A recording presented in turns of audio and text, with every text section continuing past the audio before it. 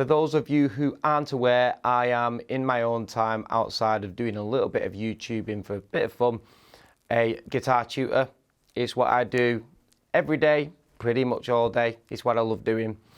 And a common thing that I see people struggle with a lot when learning is guitar bends, just getting a really finesse sound out of them.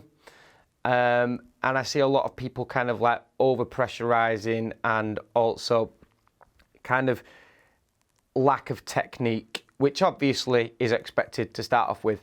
So I just thought that in this lesson, I'd do a quick lesson on a few tips for helping you out with guitar bends, whether you're starting out or whether you've kind of already got guitar bends, but you feel like there's something missing from it. Here's a few tips for you. So the first tip that I've got, and this is probably one of the most common things I see, is I see a lot of students that start out by doing bends. So say for instance, they're going to bend with their third finger somewhere and they will bend like this.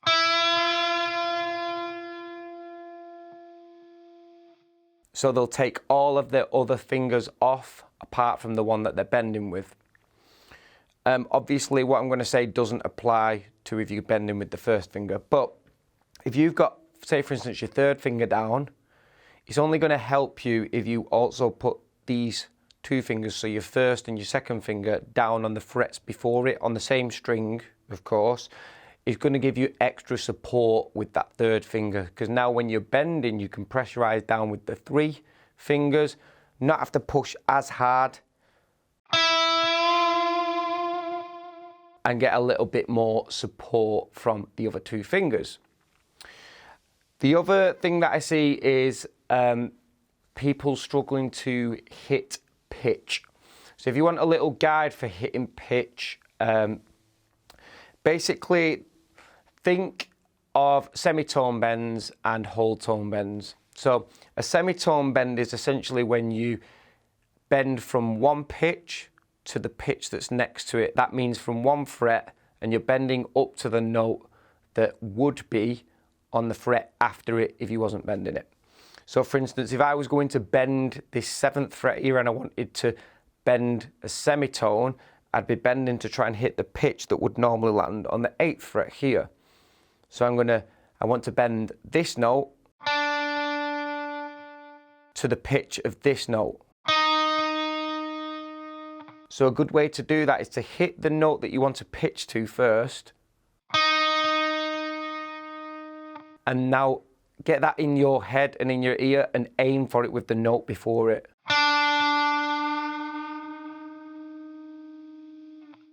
And then pause and hold when you hit it, so.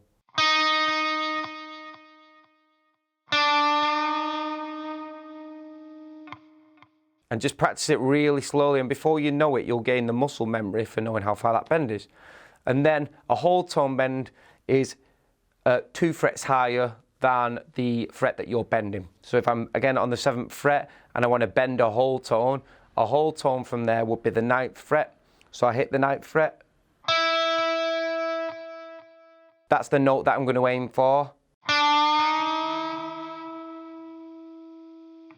And then hold it. Slowly build up to it until you hit that note.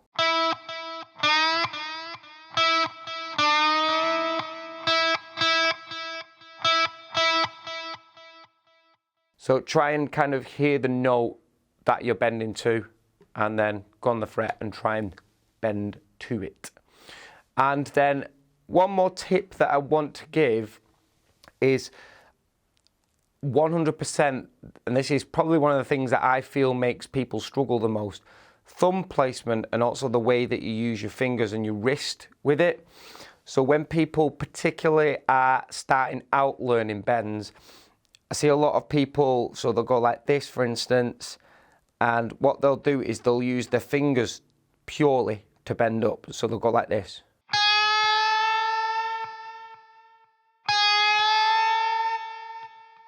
Now, something over time that I feel helped me, and a lot of my technique comes from studying other players, is a way that I like to put it. when you're in position for your bend, let's say for instance here, first of all, try and anchor your thumb so that it's able to resist against this hand. So if you're bending, you want to use your thumb as what's called counter pressure, so that you're pushing against it. It'll make the bend easier, first of all. There are times when I break away against what I'm going to say now, but the majority of the time, I play a lot because I play a lot of lead. I play a lot with my wrist out, and I feel that's essential for speed. But when I do a lot of bends, I anchor my first finger, I lock it onto the fretboard like that, because again, I can counter pressure with it. So I'll anchor on with my knuckle there, so that it's touching the bottom of the fretboard, if you can see. And then I'll counter pressure my thumb against it. Probably not that high, I'll probably go around about there. So go to the top, just under on the neck. Line my fingers up so my fingers are actually kind of coming in at an angle, slightly like that, which kind of goes against how I normally play, because I'd normally play a lot like that with my fingers kind of very parallel to the fret. And then when you're bending now, instead of bending with your fingers and causing this what I call back bend on your fingers and your knuckles, which is where your fingers bend backwards, try and always avoid that. Try and lock your fingers into place. So you're kind of, to a degree, going against the whole, on this part, going against the whole, be as relaxed as possible. Because 9 times out of 10, you do what, the key to technique is being super relaxed. But you are locking up, but without tensing up. It's hard to explain. So if you imagine my fingers now, so if I'm locking up, I'm going to lock them at the knuckles like that. So I've locked them. If I try bending them back now, they aren't moving anywhere. But yeah, a little bit of a wobble, but they're locked in at the joint, so they've got a nice curve in them. That stops a back bend from happening.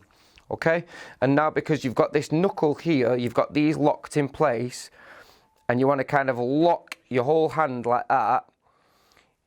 Dig underneath the string when you're bending, and allow your wrist to do the bend for you, twist, and then you can get a little push out of your fingers as well. So I'm twisting here, twist, and then push, like that, and you notice there's still no back bend in my finger. So twist, push, and you get that together.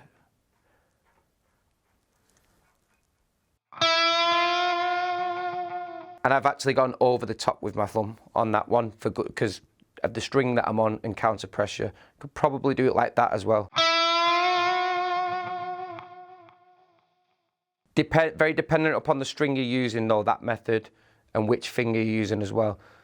A lot easier with the first finger. However, I would go that way if I'm doing a downwards bend with my first finger. So 3 different tips there. Few different technique things that you can work on, and I hope that helps you with your bends. So quick little recap: work on your tone and semitone bends. Use your other finger. If you're bending with either this finger, or I rarely bend with my little finger, but or bending with this finger, allow your other fingers to support it behind, and also counter pressure with your thumb. And then also try and lock in on the neck, so that you're not causing back bend and not bending with purely your fingers. The method works a little bit different when you're on the high strings, but I can cover that in another lesson.